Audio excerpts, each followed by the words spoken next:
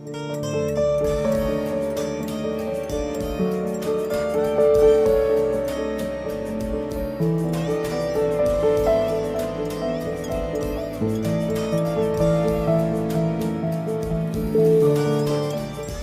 राय जी, काशी से। राधे राधे जी। राधे राधे। गुरुदेव भगवान, गुरुदेव भगवान, मेरे निर्णय हमेशा गलत हो जाते हैं। मैं कितना भी अच्छा सोचकर निर्णय लेता हूँ, मुझे उसका परिणाम प्रतिकूल ही प्राप्त होता है। जैसे अपने व्यक्तिगत जीवन के लिए भी कोई, जैसे अपने लाभ के लिए भी अगर कुछ काम करें, किसी को नुकसान ना हो, अपना लाभ अपना, ऐसा सब कोई प्रयास करता है, लेकिन वो भी उल्टा ही हो जाता है। उल्टा हो जाता है। हाँ, तो कोई न कोई कर्म का, प्रारब्ध का ऐसा टांग मारता है जो हमें सुख न मिलने दे। पक्का समझना। नहीं, कोई ऐसे है कि बिना प्रयास के अरबपति घर में जन्मे हैं और बिल्कुल ना उतनी बुद्धि है और ना उतने उनके कोई कर्म है इस जन्म में, और ऐसा सुख भोग रहे हैं कि आप देख लो, कोई बुद्धि नहीं है इस कोटि की, और बड़े बुद्धिमान, बहुत बुद्धि तेज है और बहुत कर्म प्रवीण है, कर्म करने में भी बहुत संभाल के करते हैं, लेकिन फल में उनके हाथ नहीं लगता, क्योंकि पूर्व का कर्म हमें हर क्षण बाधा पहुंचाए चला जा रहा है। तो हमको दबना नहीं है।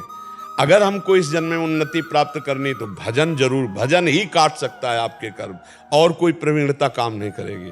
भजन बल से हम बढ़ सकते हैं। जो लोग को, जिनको ये दिखाई देता है ना कि वो पाप कर्म कर रहे हैं, वो बढ़ रहे हैं, वो उनका पूर्व का पुण्य है और उनको बढ़ने दे।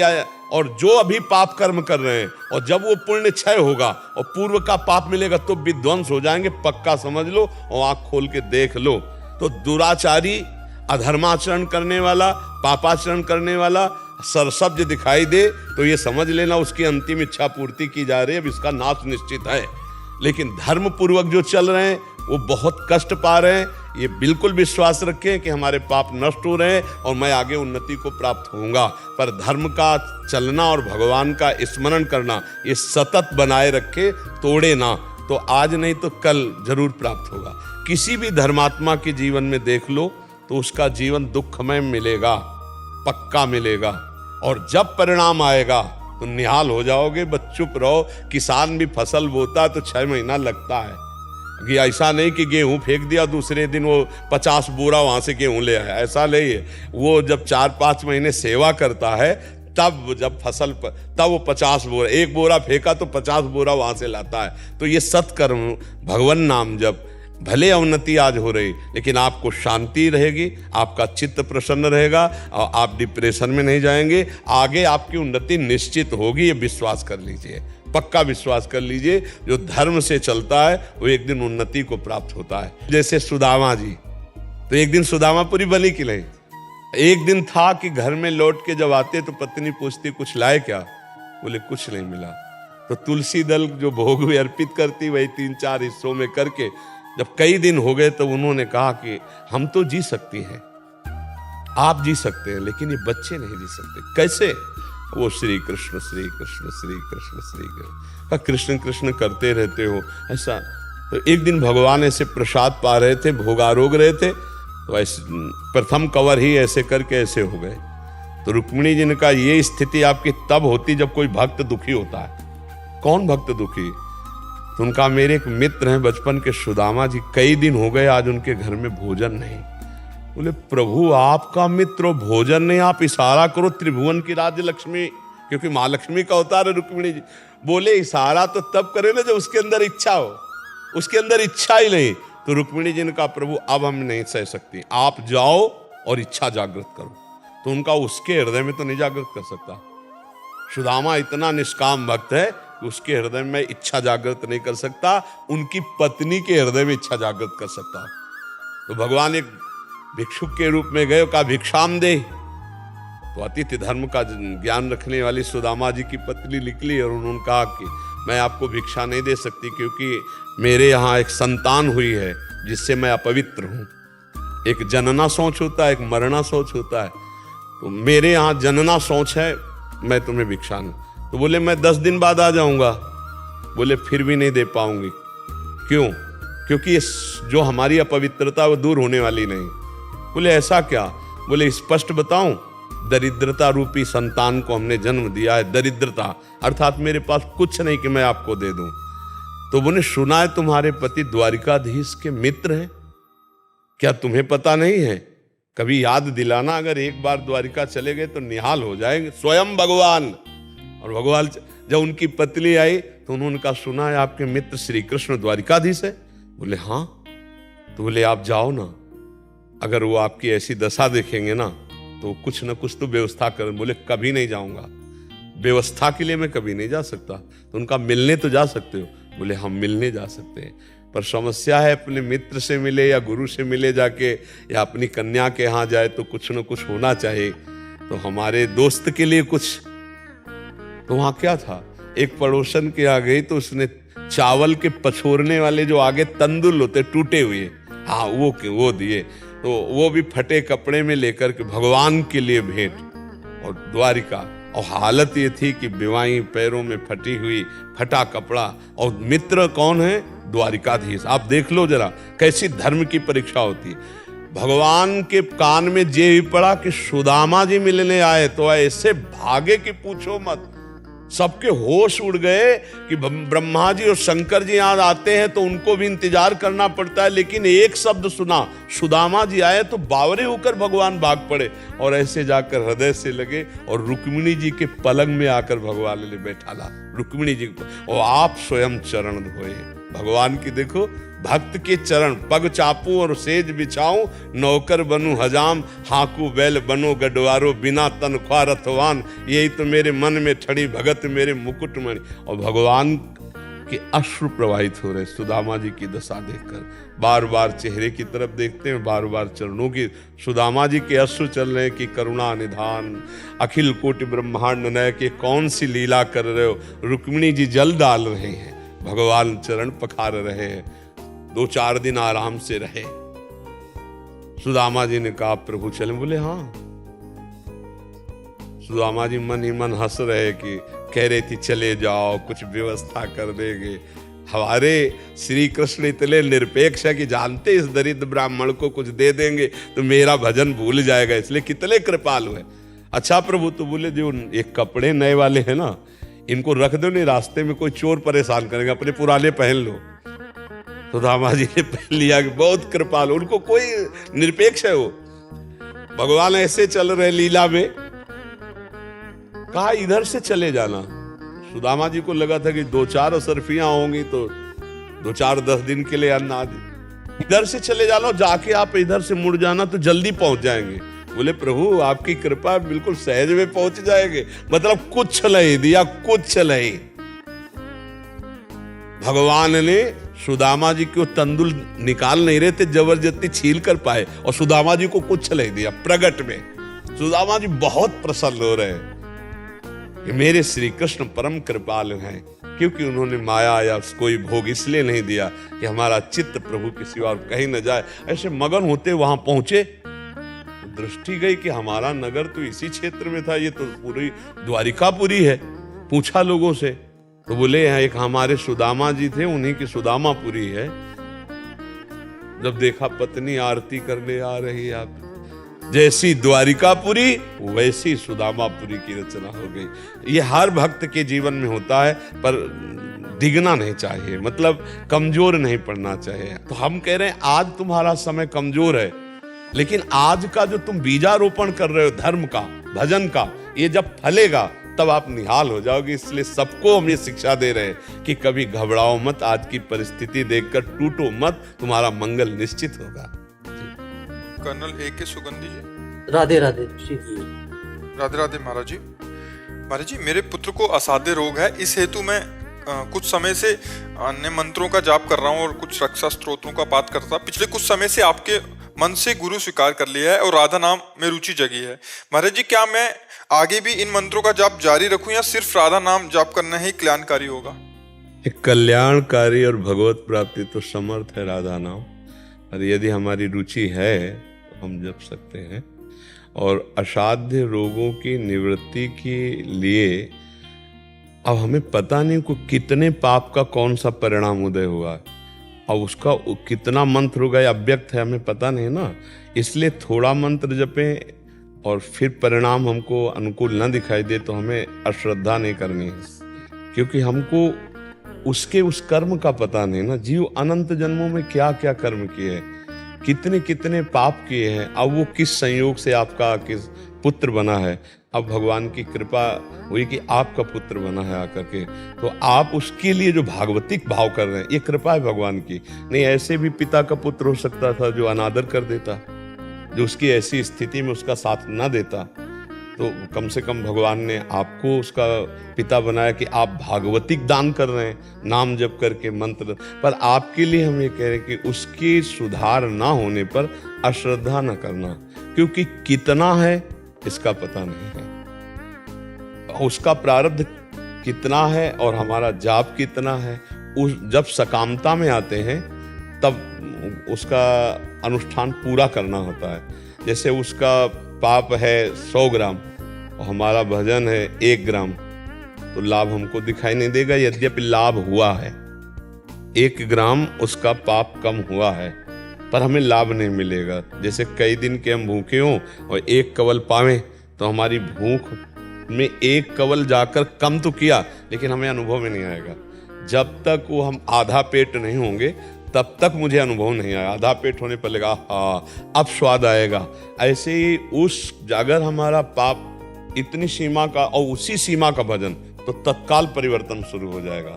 पर अब उस अव्यक्त है, वो प्रारब्ध है, वो हमारी समझ में नहीं आ रहा कि कितना है। इसलिए हमें अश्रद्धा नहीं करनी है और नाम जप करते हुए ये अंदर से भाव करनी कि प्रभु मैं इस जीवात्मा को नाम जप दे रहा हूं, इसका जैसे मंगल हो, इसका जैसे मंगल, ये छूट दे दीजिए, ये स्वस्थ ही हो जाए खास बात नहीं है, इसका मंगल होना चाहिए। हे मंगल भवन प्रभु, इस जीव का हमारे से पिता पुत्र का संबंध बना, अब इसका जैसे मंगल हो, इसलिए हम आपका मंत्र जप रहे हैं, आपका नाम जप रहे हैं और आपसे प्रार्थना कर रहे हैं कि इस जीव का मंगल हो। ये सबसे उत्तम बात रहती है। जे विधि प्रभु प्रसन्न मन होई, करुणा सागर कीजिए सोई। हे नाथ, जिससे आपका मन प्रसन्न हो और करुणा समुद्र वही कीजिए जिससे इसका परम मंगल हो। तो परम मंगल भगवान जानते हैं किस तरह से होगा। हमें बिल्कुल निरपेक्ष रहना चाहिए, निरपेक्ष रहना, आसक्त नहीं होना चाहिए, ममता नहीं करना चाहिए, हमें प्यार करना चाहिए। प्यार करते हैं भगवत संबंध को और ममता कहते हैं देह संबंध को। देह संबंध से यदि हम रहेंगे तो अश्रद्धा हो जाएगी, क्योंकि देह संबंध नाशवान है, शरीर कभी भी नष्ट हो सकता है। आपका विचार अगर देह संबंध की पुष्टता है भजन, तो फिर अश्रद्धा आने की संभावना है। और यदि भगवत संबंध है कि प्यारे इस रूप में आप आए हो, जब तक बनेगा तब तक हम तन से, मन से, धन से, भजन से आपकी सेवा करेंगे और आप जैसे प्रसन्न हो, आप जैसे मंगल हो। समझ पा रहे हैं? इसमें आपका भी कल्याण होगा और उस जीव का भी कल्याण हो जाएगा।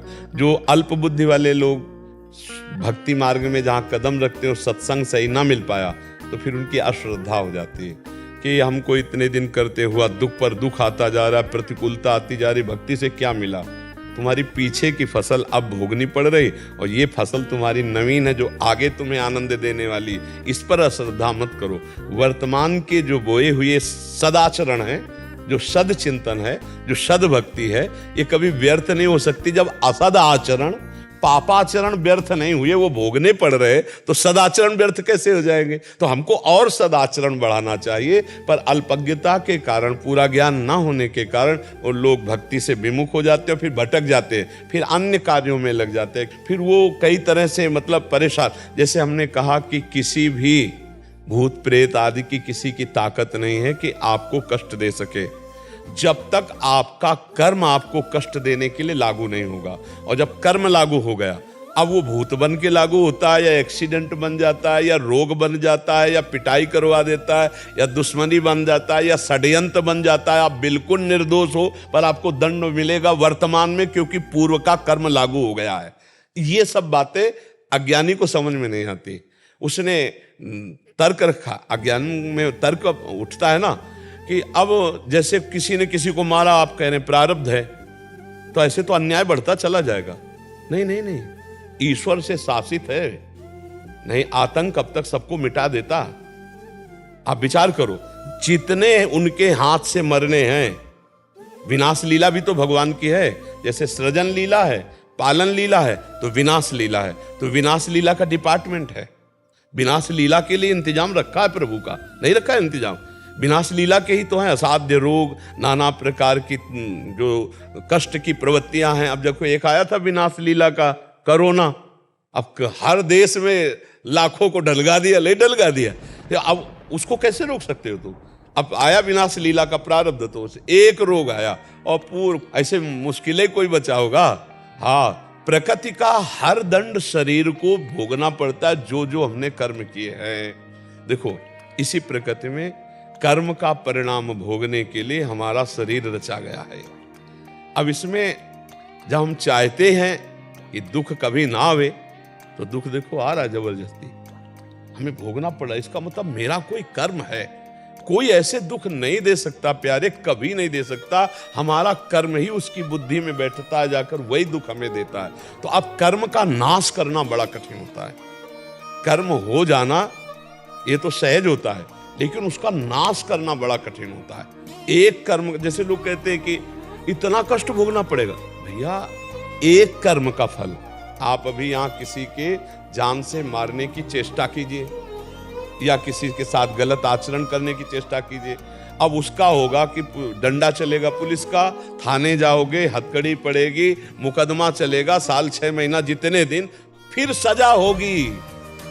हाँ, फिर सजा होगी और इसके बाद जुर्माना भी हो सकता है, जुर्माना भी हो सकता है। अब आप विचार करो, कहते एक इतनी 10 मिनट की बात के लिए इतनी बड़ी सजा, तो ऐसे हमसे बहुत पाप कर्म हो गए। अच्छा, कुछ ऐसे हैं जिनके लिए यहाँ कानून दंड नहीं देता, बिल्कुल नहीं देता, लेकिन भगवान का कानून तो दंड देगा, क्योंकि वो जीव है, तुमने हिंसा की है।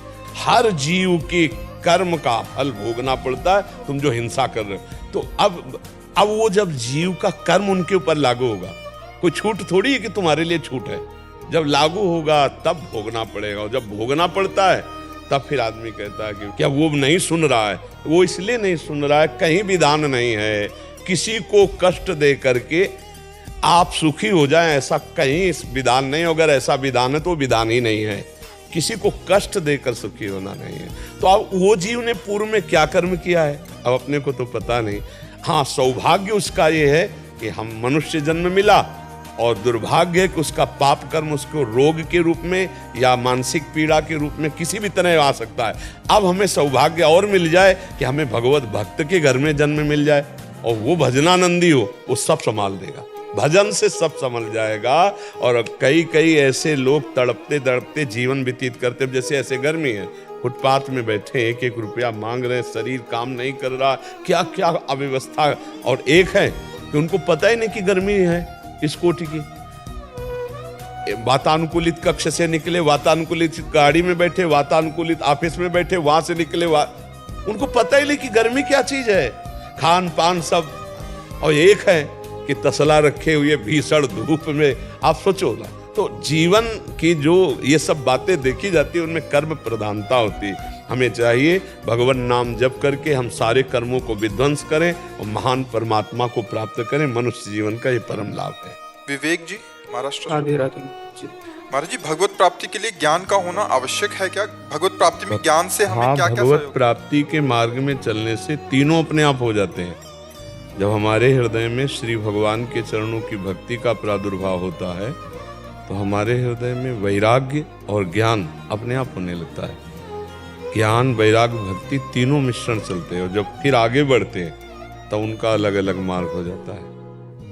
जो भावुक हृदय होते हैं वो भावमय भक्ति, प्रेम लक्षणा भक्ति की तरफ चल जाते हैं, और जो बुद्धि प्रधान होते हैं वो ज्ञान मार्ग की तरफ चले जाते हैं, कुछ योग मार्ग की तरफ पर प्रारंभिक सबकी भक्ति ज्ञान वैराग्य भक्ति से ही चलती है। अगर ज्ञान नहीं होगा सत असत का, तो फिर वैराग्य किसका होगा?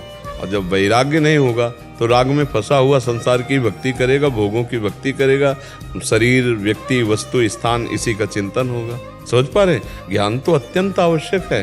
कोई भक्त अज्ञानी होता है क्या? किसी भी भक्त का आप नाम बताइए कि वो भक्त थे और अज्ञानी थे। आप बताइए किसी भक्त का नाम। सब भक्त आपको ज्ञान संपन्न मिलेंगे, पर ज्ञान का जो मार्ग है उसमें अहम ब्रह्मास्मि का चिंतन होता है। और भक्ति का जो मार्ग है वो अहम का विस्मरण करके भगवान के स्मरण में इतना तन्मय हो जाए कि अपनी शुद्धि ही ना रहे। भक्ति का मार्ग है भगवान का सुमिरन, वो हमारे आत्मस्वरूप श्री भगवान। और ज्ञान का अलग मार्ग वो अहम ब्रह्मास्मि, मैं ब्रह्म हूँ, ऐसा चिंतन करते करते वो ब्रह्माकार अभेद बुद्धि हो गया, आत्मस्वरूप वो मोक्ष को प्राप्त हो गया और ये भगवान की लीला में प्रवेश पा गया। भक्त मोक्ष स्वीकार नहीं करता, वो लीला प्रेम प्राप्त करना चाहता है। समझ पाए जी। गणेशानंद जी, नर्मदा तो जी। राधे राधे महाराज जी। महाराज जी, कलयुग में वैराग्य की परिभाषा क्या है? वैराग्य की सीमा कहाँ तक होनी चाहिए? युग में युग धर्म से वैराग्य का कोई परिभाषा नहीं बदलती, युग धर्म से साधन की परिभाषा बदलती है। जैसे सतयुग में ध्यान परायण लोग अधिक रहते, क्योंकि सात्विकता प्रबल थी, मन और इंद्रियां शांत, तो स्वरूप ध्यान, भगवत ध्यान। कृतयुगे ध्यायतेम विष्णु, त्रेतायाम यजतई मखई, द्वापरे परिचर्यायाम, कलौ तद्धर कीर्तनात्। साधन पद्धति में भेद देखा गया, लेकिन वैराग्य चारों में होगा। अगर राग है तो जहां राग है वहीं तो ध्यान होगा। तो राग पूर्वक अगर हम संसार का राग किए हैं, वस्तु व्यक्ति स्थान का राग है, तो यज्ञ भोक्ता भगवान के लिए यज्ञ नहीं हो सकती, वो भगवान के लिए पूजा नहीं हो सकती, वो भगवान की प्रीता नहीं प्रदान कर सकती। तो वैराग्य तो चारों युगों में चाहिए। वैराग्य से तो कोई तात्पर्य नहीं युग धर्म के अनुसार। और वैराग्य का स्वरूप है, पहले आता है त्याग, फिर वैराग्य, फिर उपरति। त्याग कहते हैं भोगों की लालसा है, पर हम भोगेंगे नहीं, क्योंकि हम भगवान की प्राप्ति करना चाहते हैं, इसे त्याग कहते हैं। वैराग्य में भोग उपस्थित होने पर भी भोगने की रुचि नहीं है, राग ही नहीं है, तो वैरागी वही है। ना कहीं ममता है, न कहीं भोगाशक्ति है। उपरति, ये भोग है ऐसी स्मृति ही नहीं है, उसे उपरति कहते हैं।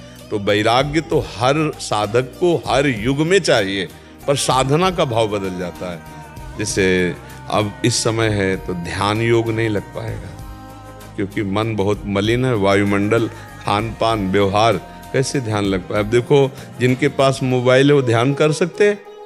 आप जरा विचार करो, जहां एकाग्रता करने की कोशिश करो तो मोबाइल रखा हुआ, वो तुम्हारी एकाग्रता को बहिर्मुख ही रखेगा, बाहरी रखेगा, बहिर्मुख रखेगा।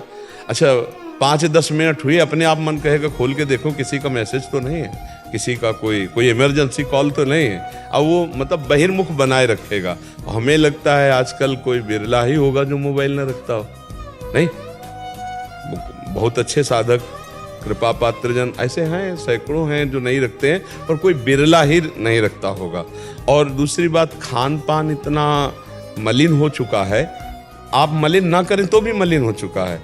इतने केमिकल पड़ी सब्जियां, इतने केमिकल पड़े अन्न हो गए हैं कि जो हमारे शरीर को शक्तिहीन कर रहे हैं, जो हमारी बौद्धिक शक्ति को कमजोर कर रहे हैं। और इतना वासना बढ़ गई है कि वो ऐसी वासनात्मक क्रियाओं में कि ब्रह्मचर्य नहीं रह पा रहा है। तो ब्रह्मचर्य जिसका परिपक्व, प्राण जिसका सूक्ष्म, मन जिसका एकाग्र, वही ध्यान कर सकता है।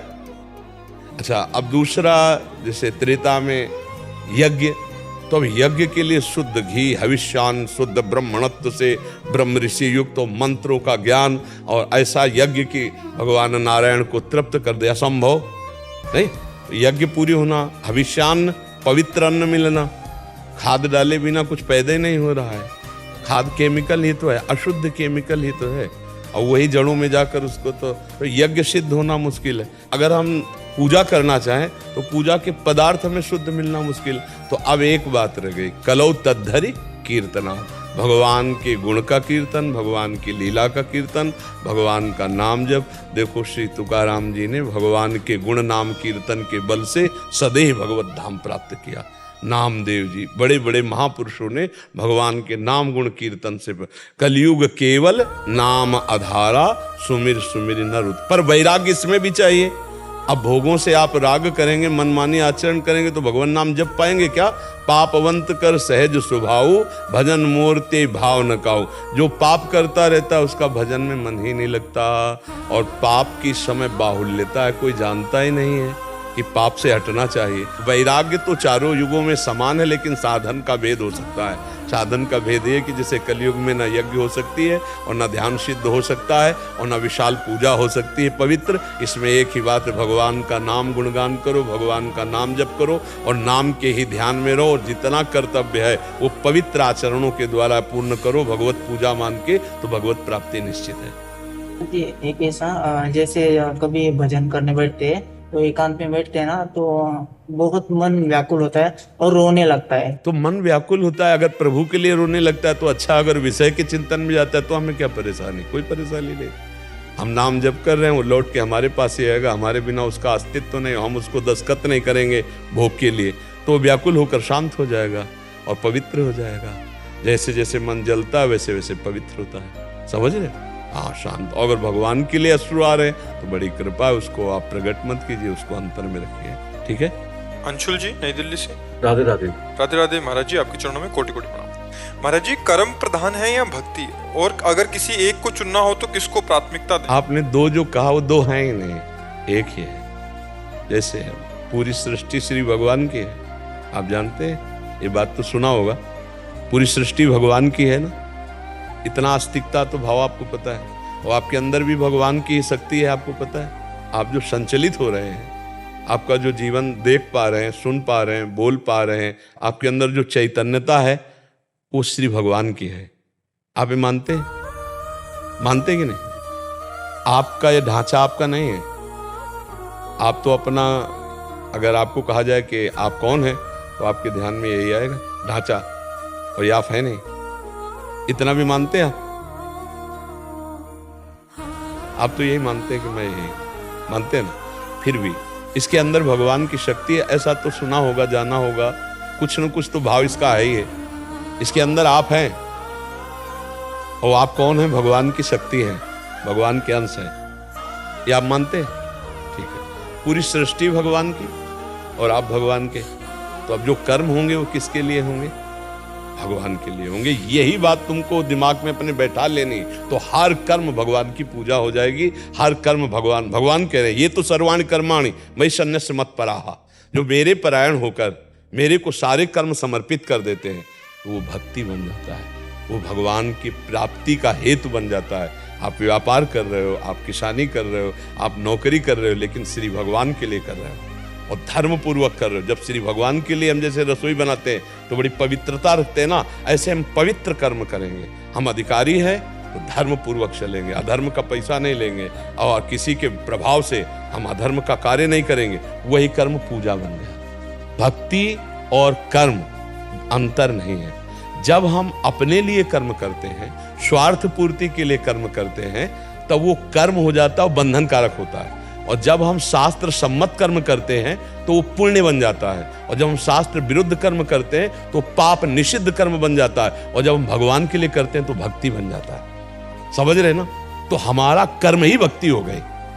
अगर हम अलग से अगरबत्ती नहीं लगाते, हम अलग से आरती नहीं करते, लेकिन हम सुबह जब उठे तब भगवान का चिंतन करते उठे कि हमारा ये कर्तव्य, हम राष्ट्र सेवा में, समाज सेवा में जा रहे हैं, और वो कर्तव्य भगवान की पूजा है, और बीच बीच में नाम स्मरण करते रहे, राधा कृष्ण, राम कृष्ण हरि, जो नाम प्रिय है, बीच बीच में। और हर कर्म पूरा होने के बाद, हे भगवान, ये कर्म आपको समर्पित है, यत करोषि, भगवान ने कहा, जो वो पूजा हो जाएगी। अब कोई संशय है? कर्म ही भगवान की पूजा है। यदि भगवान के लिए किया जाए, वही कर्म जब अपने लिए किया जाता है तो बंधन कारक हो जाता है, वो केवल कर्म रहता है। और जब हम निष्काम भाव से समाज सेवा, भगवान सेवा के लिए, तो कर्म योग बन जाता है, और कर्म योगी का मोक्ष होता है, कर्मयोगी का कल्याण होता है। और जब हम कर्म शास्त्र विरुद्ध करते हैं तो निषिद्ध पाप कर्म बन जाता है, तो दुख देने वाला होता है। और जब शास्त्र युक्त करते हैं तो पुण्य बन जाता है, जो सुख देने वाला होता है। लेकिन सुख और दुख दोनों से जो मुक्ति करा दे, वो भगवान की भक्ति है, जो भक्ति युक्त कर्म किया जाता है, कर्म को भगवान के लिए समर्पित। देखो, युद्ध से बड़ा भयावह कोई कर्म नहीं होगा, और अर्जुन को भगवान युद्ध करने के लिए आदेश करते हैं। वो हुई ना भक्ति। भगवान से अर्जुन जी कह रहे हैं कि मैं सन्यास लेकर भजन करके भीख मांग कर खाऊंगा। भगवान कह रहे नहीं, प्रत्यंचा चढ़ा और युद्ध कर। तो अपने कर्तव्य कर्म को भगवान की आज्ञा मानकर भगवान के लिए करना, यही भक्ति है। आप कभी मंदिर ना जाओ, जाओ बढ़िया है, लेकिन ना जाओ तो कोई दोष नहीं है। आप कभी, लेकिन आप नाम स्मरण भगवान का करते हुए अपने कर्तव्य को कर्म समझा, तो कोई तुम्हें भक्त माने चाहे ना माने, भगवान आपको अपना मानेंगे। हाँ, बाहरी दिखावा नहीं आपके अंदर, तो लोग कह सकते हैं कि ये भक्त नहीं, कभी हमने मंदिर जाते नहीं देखा, कभी हमने इसको ऐसा नहीं देखा, पर वो भक्त है। हमारे शब्द पर ध्यान दीजिए, जो अंदर नाम जप करता है और भगवान के लिए कर्म करता है, वो भगवान का भक्त है, वो भगवान की प्राप्ति कर लेगा। आप समझ पा रहे हैं? सुरभि पंचोली जी ऑस्ट्रेलिया से।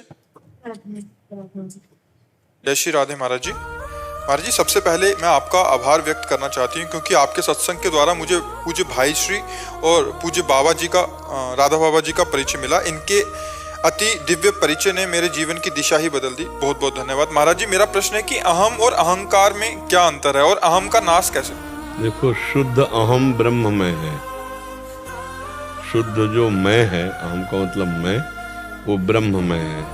और जब वो प्रकृति का कुछ लेके होता है तो अहंकार हो जाता है। जैसे विद्या को लेके तो मैं विद्वान, धन को लेकर मैं धनवान, बल को लेकर मैं बलवान, ज्ञान को लेकर मैं ज्ञानी, भक्तों को लेकर मैं भजनानंदी, मैं त्यागी। मैं के साथ जहां प्रकृति का कुछ भी लगा उसे अहंकार कहते हैं। जो अहम है वो शुद्ध ब्रह्म है।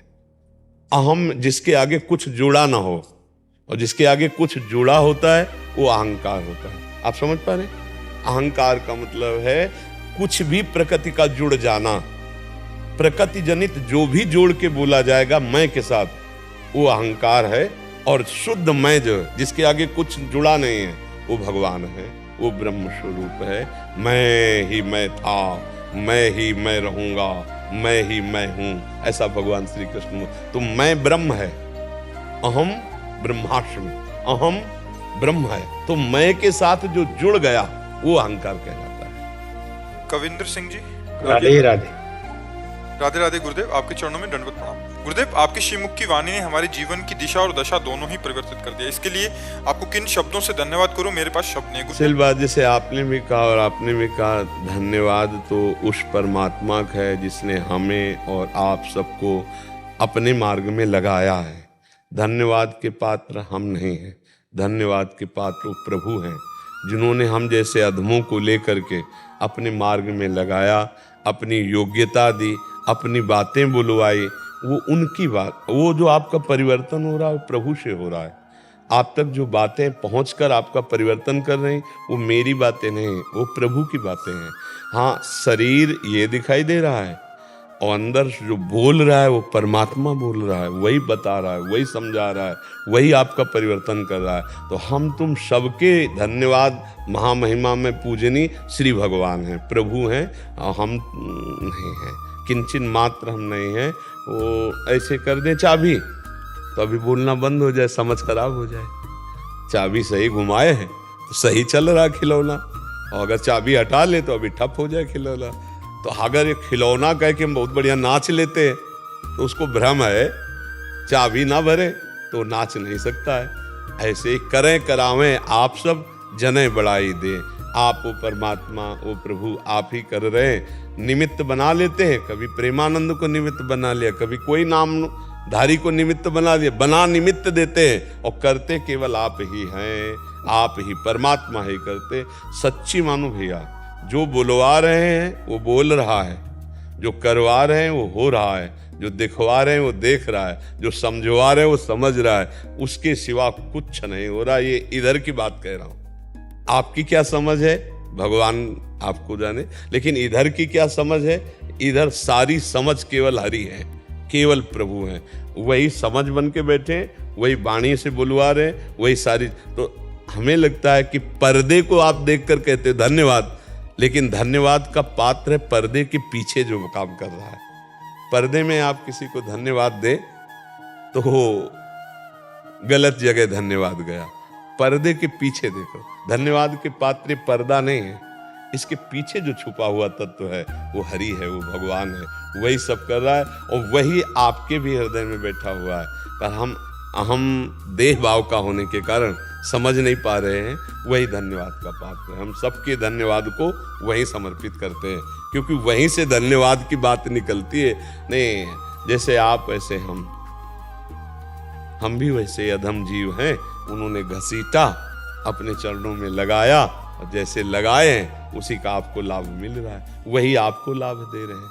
परमात्मा के सिवा, प्रभु के सिवा किंचन मात्र कुछ नहीं है। प्रभु वही सब कुछ कर रहे हैं, उन्हीं की जय जयकार है, उन्हीं की धन्य है जो हमारी भी वृत्ति को लगाए हैं और आपकी भी वृत्ति को लगा रहे हैं। वो इतने बड़े खिलाड़ी हैं कि पर्दे के पीछे से सब काम करते हैं और कोई उनकी जय कम समझ में आती, सामने पर्दे की जय ज्यादा दिखाई। ये माया त्रिगुणात्मिका माया का देह का पर्दा है, ये देह के पर्दे के अंदर बैठा हो जो प्रभु है, जो हरि है, जो परमात्मा है, वही कर रहा है। आप समझ पा रहे? हाँ, उसी का खेल है और उसी के धन्यवाद है, उसी का आभार है, उसी की जय जयकार है।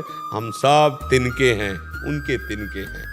जैसे तिनका हवा अगर दक्षिण उड़ाना चाहे तो उसको उड़ना ही पड़ेगा, और पश्चिम उड़ाना चाहे तो उड़ना पड़ेगा। तिनके की ताकत नहीं कि हवा चल रही हो दक्षिण की तरफ और वो प्रवाह कर ले पश्चिम की तरफ। ऐसे ही हमारी ताकत नहीं कि हम एक शब्द भी बोल सके। वो बुलवा रहा है तो बोल रहे, वो आपके उत्तर दिलवा रहा है तो दे पा रहे हैं, वो आपका परिवर्तन करवा रहा है तो परिवर्तन हो रहा है। इसमें मैं कहीं नहीं हूँ, बिल्कुल 100% मैं कहीं नहीं हूँ, केवल वो प्रभु का खेल हो रहा है। अब ये कोई जान पाए तो जान पाए कि आप पर प्रभु की कृपा है, आप पर प्रभु की कृपा है। वो जो आपका परिवर्तन हो रहा है प्रभु कर रहे हैं, हम नहीं कर रहे हैं। आप नहीं कर पा रहे अपना परिवर्तन, प्रभु आपसे करवा रहे हैं। तो ऐसे शरण होते चले जाओ तो निहाल हो जाओगे। ये जान जाओ कि प्रभु आपको कितना प्यार करते हैं तो अभी निहाल हो जाओगे। समझ पा रहे आप? गुरुदेव, आप कहते हैं कि किसी एक नाम को पकड़ो और उसका निरंतर नाम जप करो, परंतु गुरुदेव, जिन संत भगवान के प्रभाव में आकर 2022 में मेरी भक्ति में रुचि बढ़ी, वो संत भगवान सीताराम हनुमान नाम का गायन बहुत करते थे। तब से मैं भी सीताराम हनुमान नाम का जप करता। परंतु गुरुदेव, पिछले 8-10 महीनों से जब से आपके श्रीमुख से नाम जप की महिमा सुनी है, तब से ज्यादा नाम जप करने की कोशिश करता हूँ। बट महाराज जी ये कह रहे हैं कि 3 नाम हो गए, सीता, राम और हनुमान। हाँ, नहीं, वो एक ही है, वो 3 नहीं है। सीता, राम, हनुमान ये एक ही है। समझ पा रहे हो? हनुमान जी का ढांचा केवल है, उनके अंदर सीता ही राम विराजमान है। वो राम रसायन में डूबे हुए हैं। राम रसायन तुम्हारे पाशा, और हृदय में सीताराम विराजमान। ढांचा केवल दिखाई दे रहा है हनुमान, और अंदर बैठे सियाराम। सियाराम हनुमान जी में समाये हुए हैं, रोम रोम में समाये हुए हैं। तो हम जब सीताराम बोले हैं या हनुमान बोले तो सीताराम बोल रहे हैं, सीताराम बोले तो हनुमान बोल रहे हैं। हनुमान सीताराम ये एक ही, कोई अंतर नहीं। और वैसे भी सिद्धांत के अनुसार तस्मित् तज्जने भेदा भावात्, भगवान और भगवान के भक्त में अभेद स्थिति होती है, उसमें भेद नहीं माना जाता है। तो उसमें कोई अंतराय नहीं है। समझ रहे? कोई अंतराय नहीं। 3 नाम नहीं जप कर रहे, वो एक ही नाम जप कर रहे हैं। उसमें अब कोई बोले शाम्ब सदाशिव, शाम्ब सदाशिव, तो अब वो 2 नाम थोड़ी हो गए। फिर उसका चिंतन गया कि शाम्ब सदाशिव की गोद में बैठे हुए गणेश जी महाराज है, कार्तिकेय जी महाराज, वो सब एक ही परिकर, कोई अंतर थोड़ी है। और भगवान के जितने स्वरूप हैं सब एक ही तत्व हैं, कोई 2 नहीं। पर हम जब चित्त को एकाग्र करके लगाना चाहते हैं तो एक जगह लगेगा, एक जगह लगेगा। अब वो एक जगह, जैसे मान लो हम सीताराम सीताराम जप रहे हैं, तो हमारी वृत्ति ये गई कि हनुमान जी की कृपा के बिना सीताराम का प्रेम प्राप्त नहीं होता। तो जय हनुमान जय हनुमान जय हनुमान, लेकिन हमारा लक्ष्य सीताराम ही है, क्योंकि हनुमान जी की कृपा से सीताराम का प्रेम प्राप्त होगा। आप समझ पा रहे ना? आराधना में जब रंग हनुमान जी डालेंगे तो सिया राम ही सिया राम होंगे। आप देख लेना, अंतिम परिणाम में देख लेना, वो एक ही तत्व। और जब सिया राम को देखो तो एक है, 2 नहीं है। वो लीला के लिए 2 बने हुए, तत्व एक ही है। जो सिया जी है वही राम जी, जो राम जी है वही सिया जी, सिया राम कहने को 2 हैं, एक ही है, एक ही है। ऐसा तो जब हम जाते हैं तत्व दर्शन में तो एक, और एक में ही अनेक को, अनेक को एक में जो देखता है वही सच्चा ज्ञानी है। एक में ही अनेकों को और अनेकों को एक में देखता है, वही सच्चा ज्ञानी है। समझ पा रहे आप? स्नेहलता जी राजस्थान से।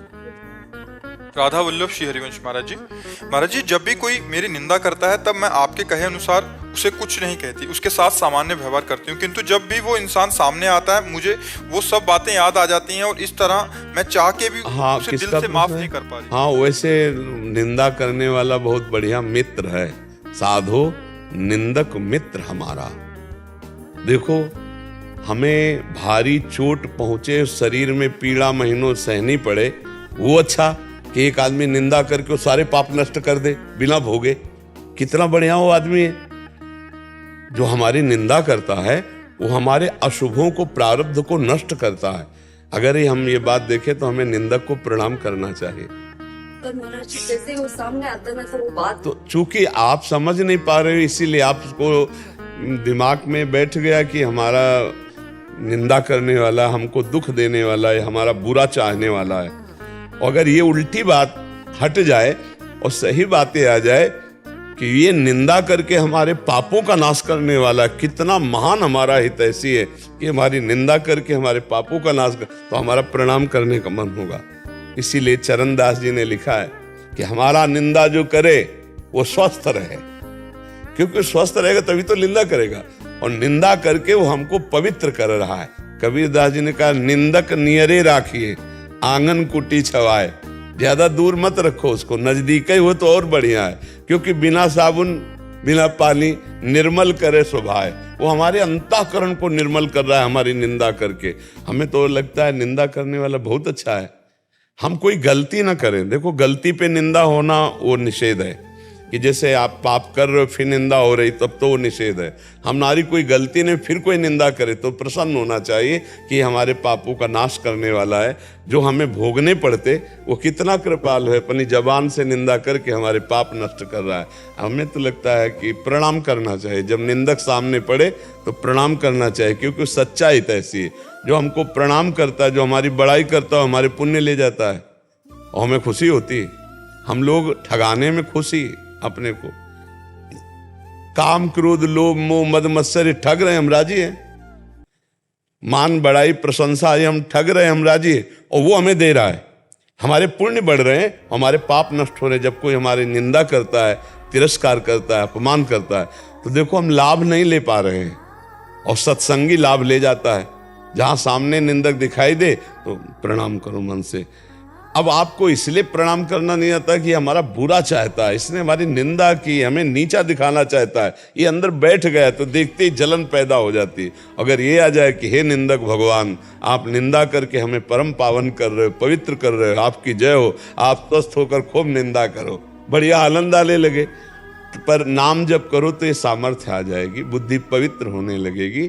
नाम जप में अपार सामर्थ्य विराजमान है। श्री हरिवंश महाराज जी आपकी कृपा से चोरी जुआ शराब बीड़ी सिगरेट सब बंद कर दिया है 1 साल से, और शराब पीकर माता पिता पे हाथ भी उठाता था। बिना प्रार्थना करता हूँ कि अब फिर से ये पाप आचरण ना हो मेरे से। बिल्कुल भैया, बहुत बहुत बच गए, नहीं तो चोरी चपारी में पकड़े जाते, पिट जाते, थाने जाते, जेल जाते, पूरा जीवन बर्बाद हो जाता। अब मत पीना शराब, ठीक है। वैसे तो आपने छोड़ ही दिया है, पर हम और आपसे कह रहे हैं। चोरी नहीं किया, ठेकेदार था ना जो कंपनी में काम करा उसका साथ देता था मैं, मतलब वो करवाता था, मैंने नहीं किया आगे। जब पकड़े जाते तो ठेकेदार सहित आप भी जाते हैं, उसमें इस बक्से थोड़े जाते हैं। जब जुआ खेलते हुए लोगों को देखते हैं ना, जैसे जुआ खेल रहे हैं लोग और कुछ लोग खड़े देखते हैं, तो जब हमने गाँव में देखा है, तो जब पुलिस आती है और डंडा चलाती है तो पहला डंडा देखने वालों के पड़ता है। अब वो तो खेल नहीं रहे, लेकिन तुम उस दृश्य को क्या देख रहे हो, गंदी जगह खड़े क्यों? तो अब जैसे ठेकेदार बेईमानी कर रहा है, आप उसका साथ दे रहे हो, तो आप बख्शे जाते कि आप भी पकड़े जाते। पर गलत आचरण छोड़ दिए, धन्यवाद आपका। और माता पिता को भगवान का स्वरूप समझो, मातृदेवो भव पितृदेवो भव, साक्षात देव है, और उनकी सेवा करो, खूब मेहनत से कमाओ, भले लेबरी करना पड़े, और उनको कपड़ा अच्छा पहनाओ, उनको भोजन पवाओ। वो अगर वस्त्रों में शौच कर दें वयोवृद्ध होने पर, उनको जैसे तुम्हारी शौच धोते थे वैसे अब उनकी शौच धो, इसी से भगवान की कृपा प्राप्त हो जाएगी। और नशा मत करना, भूल कर मत करना। ये तो बड़ी कृपा रही कि आपने नशा छोड़ दिया और गंदे आचरण छोड़ दिए। एक नशा है गुटखा, गुटखा का नशा है, इसको भी छोड़ दो यार, इससे कैंसर हो जाता है। हाँ, एक डॉक्टर हमारे पास दांत के आए थे, उन्होंने खास तौर से कहा महाराज जी अगर आप कह देंगे तो लाखों लोग ये गुटखा मसाला छोड़ देंगे। तो हम कहा हमको इसका ज्ञान नहीं कि इसमें क्या परेशानी है, क्या है। वैसे सुपारी पान वान तो लोग खाते हैं ऐसे स्वाभाविक। बोले नहीं, इसमें केमिकल डाला जाता है। और वो दांत के बड़े डॉक्टर थे, उन्होंने कहा 10 लोगों को हम देखा कि सड़ करके उनकी मृत्यु होती, इसलिए गुटखा नहीं खाना चाहिए। तो हमें लगता है अगर आप छोड़ पाओ तो इसको भी छोड़ दो। है छोड़ दें। रुपया का पाते हो गुटखा? पहले तो 200 रुपये का पाया है रोज। हाँ, पहले काम पे जाते थे। हाँ, काम पे जाते, वही 200 रुपया के बढ़िया सामान ला के माता पिता को पवाओगे तो प्रसन्न हो जाएंगे। 200 रुपया खा के सुपारी थूकते, वो केमिकल पड़े होते। वो हमको समझाए, हमको इसका ज्ञान नहीं, पर उन्होंने कहा बहुत घातक है, बहुत घातक है, इससे कैंसर हो जाता है। तो भाई छोड़ दो, हमारी बात मान लो। पिताजी भी पीते थे शराब, दादाजी तो रामायण जी पढ़ते थे, बचपन में हम ही पढ़ते थे उनके साथ। तो पिताजी के चक्कर में ही सीख गए हम। नहीं अब तुम छोड़ो, और पिताजी के पर दोष दर्शन मत करना, उनकी सेवा करते मैं रहो। सुनता ही नहीं हूँ। हाँ है? मतलब ऐसा नहीं सुनता, वो चिल्लाते हैं, शराब पी के मैं बोलते नहीं, सीधे निकल जाता हूँ। हाँ नहीं, फिर भी अगर वो शराब पे पड़े हो तो उनके पैर दबाना, उनको खवाना, उनकी सेवा करना। पिता है, आप अपने कर्तव्य का, जीव जब दूसरों के कर्तव्य की तरफ देखता है तब गिर जाता है। अपने कर्तव्य की तरफ, वो पिता अपने कर्म का भोग वो भोगेंगे। हमारा कर्तव्य है कि हर परिस्थिति में हम उनकी सेवा करते हैं, कर्तव्य करने का अभ्यास कर रहे हैं। कर्तव्य बहुत बहुत सुंदर, धन्यवाद। भगवान कृपालु हैं, वो कृपा करते हैं। अच्छे चलो जी, सत्य शास्त्र के अनुसार चलो, को न काहू के सुख दुख कर दाता, और निज कृत कर्म भोग सुनवाता। हाँ, आजकल लोगों को ड्रामा ज्यादा अच्छा लगता है, नहीं? हाँ, मतलब नौटंकी, नाटक, ड्रामा, फसाओ, दम्भ, पाखंड, इन पे ज्यादा विश्वास है, और सत्य मार्ग पे विश्वास। ये कह रहा था बाबा के पास हर उत्तर है, नाम जप करो, नाम जप करो। तो हर उत्तर के बाद हम नाम जप का है, क्योंकि बिना नाम जप के, अच्छा पूरी बाजार में घूम आओ, मेन चीज है बाजार में घूमना या पैसा? पैसा है मेन चीज, पैसा है। आपके पास पैसा है, बाजार में, आप बाजार में मत जाओ, ऑनलाइन मंगवाओ, आपके घर आ जाएगा, ले आ जाएगा। ऐसे ऐसे धन है नाम, कबीरा सब जग निर्धना, धनवंता नहीं कोई, धनवंता सोई जालिए, ऑनलाइन आ जाएगा। ए तुम्हारे पास भजन है, तुम चिंता मत करो। देनहार कोई और है, देत रहते दिन रहत, लोग भरम मोपे करे तासो लीचे ले। वो सबका भरण पोषण करता है, वो सबका भरण पोषण करता है भजन से। सब हम यही समझाना चाहते हैं कि आज जो तुम समस्याओं में फंसे हो, भजन की कमी है। तुम अगर उनसे निकलना चाहते हो तो भजन करो। जैसे लोग कहते हैं बाबा के पास हर प्रश्न का उत्तर है, नाम जप करो, राधा राधा राधा। इसलिए कि संसार की हर समस्या का समाधान, संसार के हर सुखों की प्राप्ति के लिए आपके पास पावर चाहिए, पावर। और वो पावर है भगवान का नाम। नाम से बढ़कर कोई पावर नहीं। तो इसीलिए मैं एक चौपाई सुनाई अभी, नाम लेत भव सिंधु सुखाही, करो विचार सुजन मन मान, सुमीर पवन सुत पावन नामू, अपने बस करी राखे। तो और माया की क्या बात, जब भगवान बस में हो जाते तो अब यही समझ में नहीं आता, राधा राधा रटना कोई खिलवाड़ समझ रहे हो? रट के तो देखो, अगर आनंद की धारा में न डूब जाओ तो वे कहला। बिना भजन के कहीं किसी को कभी भी शांति, कहीं भी लाभ नहीं मिल सकता, ये पक्का समझ लीजिए। हमारे कर्म इतने जोरदार हैं, देखो ना, पढ़ाई लिखाई करके हर उन्नति के लिए सब कोई चाहता है, लेकिन गिरा देते हैं कर्म। अगर वो पहुंच भी गए तो ऐसे परिवार में कलह अशांति पैदा है कि बने ऑफिसर बैठे हैं, हृदय अशांत है, हृदय जल रहा है, चिंता शोक से है। और देखो जो नाम जप करता है ना, तो माना उसके पास कोई पदवी नहीं और बड़ा माल नहीं, लेकिन उसको नींद की गोली ले खाली पड़ती है, चैन से आराम से सोता है, आराम से जो नमक रोटी खाता है, और परिवार में बड़ा प्रेम है और बड़ा आनंदमय जीवन। भक्तों में भले लौकिक धन का अभाव हो, लेकिन संतोष, धन, शांति, ये सब आपको, और यही तो चाहने के लिए धन की जरूरत है।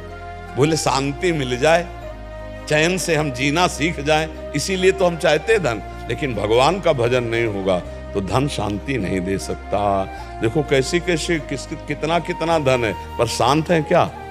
अब आपके पास तो जो मिलेगा तो आपको लगेगा बड़ा आदमी, बड़ा सुखी। हमारे पास जब बैठता है ना, तब पोल खुलती है। भजन शांति देता है, भजन बुद्धि को धर्म में सिखाता है, भजन संतोष देता है, भजन सहनशीलता लाता है, और भजन जब है तो प्रकाश हो जाता है, जो चाहोगे वो प्राप्त हो जाएगा। जब भगवान मिल जाएंगे तो माया क्या चीज है नहीं? इसलिए भजन करो, सबका सार है भजन। खूब नाम जप करो, खूब भगवान की आराधना करो, और जितना बन जाए दूसरों का उपकार करो, दूसरों की सेवा करो। पर हित सरिस धर्म नहीं भाई, दूसरों को सुख पहुंचाने के बराबर धर्म नहीं है। और ये बातें आजकल कम समझी जाती हैं। हम जो कुछ बोल रहे हैं ना, ये अनुभव से बोल रहे हैं। हम जैसे ऐसे कह देते हैं ना कि किसी की भी ताकत हो, इसलिए हम अनुभव से बोल रहे हैं कि अवश्य में भोक्तव्यम कृतम कर्म शुभाशुभम। वशिष्ठ जी ऐसे बोल रहे हैं भरत जी से। ऐसे का मतलब समझते कोई बस नहीं चल रही। सुनो भरत भावी प्रबल, बिलख कहो मुनिनाथ, हान लाभ जीवन मरण जस अपजस। इतने बड़े महापुरुष हैं कि नई सृष्टि रच सकते हैं वशिष्ठ जी, लेकिन वो कह रहे हैं सुनो भरत भावी प्रबल बिलखि कहो मुनिनाथ, हानि लाभ जीवन मरण जस अपजस विध्यान। इसलिए हमें लगता है आए हुए प्रारब्ध को भोग लो और भगवान का नाम जप करके इस संसार से मुक्त हो जाओ। यही सच्ची बात है।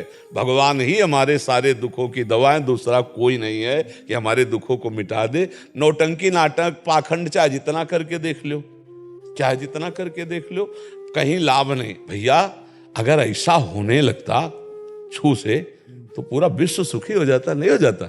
पूरा सुखी हो जाता विश्व। हम कह रहे हैं कि अगर हमारे अंदर ऐसी सामर्थ्य है, जैसे मान लो जितना बोलना आ गया है, जो आ गई सामर्थ्य वो दे रहे ना, तो अगर वास्तविक ये सामर्थ्य होती रोग मिटाने की किसी में, तो फिर अस्पताल और डॉक्टर इनकी जरूरत कभी नहीं होती। भगवान के भी समय में वैद्य थे। लक्ष्मण जी को जब जिस समय वीर घातनी शक्ति लगी तो भगवान राम रो रहे थे, और जब विभीषण जी ने कहा कि औषधि तो केवल सुसेन वैद्य ही जानते हैं, तो हनुमान जी ने कहा बताओ रहते कहाँ हैं? बोले रहते तो लंका में। तो बोले भारी समस्या है, शत्रु का वैद्य कैसे आएगा? शत्रु का वैद्य का? हनुमान जी ने कहा हमको एरिया बताओ, किस एरिया में रह रहे? तो विभीषण जी तो वहीं के थे, वहां गए तो सोचा कि अब ज्यादा अनुनय विनय कर से इसको मनाएंगे हम, तो मना ही करेंगे क्योंकि ये लंकाधिपति के वैद्य हैं। तो बातचीत तो वहीं होगी रामादल में। घर उखाड़ लिया पूरा हनुमान जी, और वहां जाके जब रखा तो दरवाजा खोला तो वहां तो लंका नहीं, वहां तो रामादल। उनसे फिर भगवान ने उनको शास्त्रीय पद्धति से बताया कि वैद्य का डॉक्टर का एक ही धर्म है, मरीज को ठीक करना। किस पक्ष का ये नहीं देखा जाता। डॉक्टर का कोई पक्ष नहीं होता, डॉक्टर की कोई जाति नहीं होती, शत्रु या मित्र ऐसा कुछ। डॉक्टर और मरीज, सिर्फ संबंध डॉक्टर मरीज का होता। भगवान ने हनुमान जी को दवाई लेनी भेजी थी, नहीं भेजी थी? तो आप समझो वहां छू छा वाला बुला लेते हनुमान जी। उस समय विश्व में कोई तांत्रिक, कोई मंत्र, अच्छा राम जी से बढ़कर कोई है क्या है? लेकिन दवाई लाई गई कि नहीं लाई? वैद्य बुलाया गया, दवाई लाई गई, पीस के पिलाया गया, पूरी कथा है। तो इसीलिए भाई हम कहते हैं नौटंकी नाटक पर विश्वास मत करो। जब तुम्हें कोई रोग हो तो डॉक्टर, अच्छे डॉक्टरों से सलाह लो, अच्छी दवाइयां लो और भगवान का नाम जप करो। एक कलावा बांधने से, जंतुर बांधने से रोग नष्ट नहीं होते। पाखंड केवल है और कुछ नहीं। सच्ची बात तो हमसे मान लो, सच्ची बात मान लो। इसलिए कि हम बचपन से बड़े बड़े महात्माओं को, सिद्धों को देखे हुए हैं, खूब उनसे मिल। गंगा किनारा ये हमारा जीटी रोड रहा है, वहीं एक से एक बड़े बड़े सिद्धों के दर्शन होते रहे, बड़े बड़े महापुरुषों के दर्शन होते रहे। तो कर्मों का फल अवश्य भोगना पड़ता है, जो शरीर रचना के समय। और जो जमा है कर्म, उनको भजन से नष्ट कर दो। खूब राधा राधा राधा राधा राधा रटो, वो नष्ट हो। और आगे संभाल के कर्म करो, आगे की खेती संभाल के बो। अब पाना है तुम्हें कलमी आम और बो रहे हो बम्बूल, तो भैया कांटा मिलेगा, आम नहीं मिलेगा। तो ऐसे ही चाहते सुख हो और कर रहे हो पाप कर्म, तो भैया दुख मिलेगा, सुख नहीं मिलेगा। बिल्कुल यहाँ साफ साफ का हिसाब है। भगवान की भक्ति समस्त दुखों के निवारण के लिए है। समस्त रोगों को सहने की सामर्थ्य भगवान की भक्ति देती है। जासु नाम भव भेषज हरन घोर त्रयशूल, सोई कृपाल तो मोहि पर राहु सदा।